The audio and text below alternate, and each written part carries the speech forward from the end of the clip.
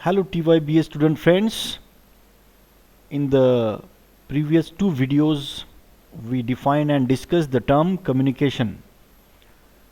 In this video we are going to discuss the process of communication.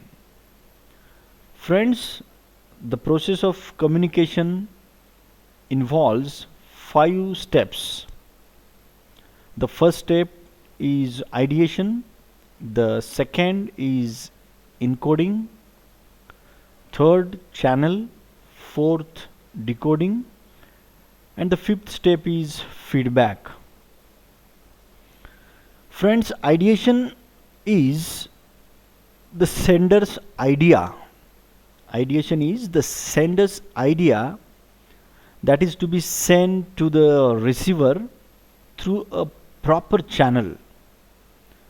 This is the very first step in the process of communication. The first step in the communication cycle is to have an idea, and this idea in the mind of the sender is sent to a receiver. The sender may be an individual or a group of people. Sender may be individual or maybe a group of people, and it could also include mass media. The sender includes mass media, a business organization, a government, educational, religious or political organizations, so different organizations also. So the ideation refers to the very idea of sender, the very idea in the mind of the sender that is supposed to be sent to the receiver through a proper channel, and this becomes the very first step in the process of communication, that is ideation, that refers to idea in the mind of the sender, and this idea needs a proper channel to be communicated to the receiver. The second step, friends, that is encoding. The sender's idea is converted into a message which can be transmitted. The sender's idea, sender's thought is converted into a kind of message which can be transmitted. This step is called encoding. This is encoding. The sender's idea is being converted into a message, and then that is being transmitted to the receiver. This very process is called encoding. Here the sender has to take care of the symbols or signs to be used for encoding. While transforming a message to the receiver, a sender is supposed to take care of symbols and signs which he or she is going to use for encoding. The sender should also ensure that these symbols and signs are familiar to the receiver. This is very important, friends. If the sender is not using symbols or signs which are not familiar to the receiver, then the proper communication may not take place. That is why the sender should also ensure that these symbols which he is going to use should be familiar to the receiver. For the process of communication to be effective, this should be for the process of effective communication. To encode is to put an idea or thought of a person into words. To encode means what? To encode means putting an idea or thought into words or images or symbols. which would be acceptable to the receiver.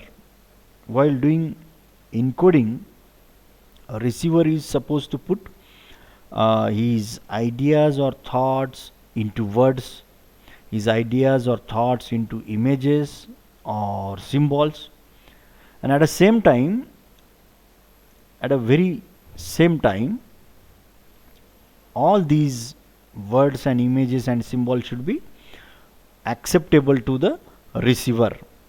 It is only after encoding that an idea takes the form of a message. This is what we have to keep in mind, that when the idea of when the idea takes the form of a message, when the process of encoding is completed, it is only after encoding that an idea takes the form of a message.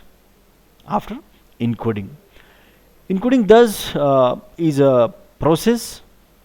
Of course, it is a process of packaging. It is a kind of process of packaging an idea into a message to be conveyed to the receiver. It is a kind of process of packaging an idea. Encoding is what? Encoding is a process of packaging an idea into a particular message by sender to the receiver. Dear friends, the third step in the process of communication is channel. There must be a particular channel in the process of communication, otherwise we cannot imagine the communication process. The message is transmitted through proper channels. It is very obvious, any message is transmitted through a proper channel or proper media. The medium, or we can say channel, is the means of communication. Medium or channel is what? It is the means of communication, such as spoken, written, digital, or we can say electrical. Depending on the purpose of the message, the sender selects the best medium that suits it. Among these different channels or means of communication, speaker or sender selects one of these means according to the situation of the message. The sender selects the best medium, and that best medium, the selection, depends on the situation, depends on the speaker, sender, or receiver. Friends, the fourth step in the process of communication and fifth step in the process of communication, that is decoding and feedback. These two steps we will be discussing in our next video.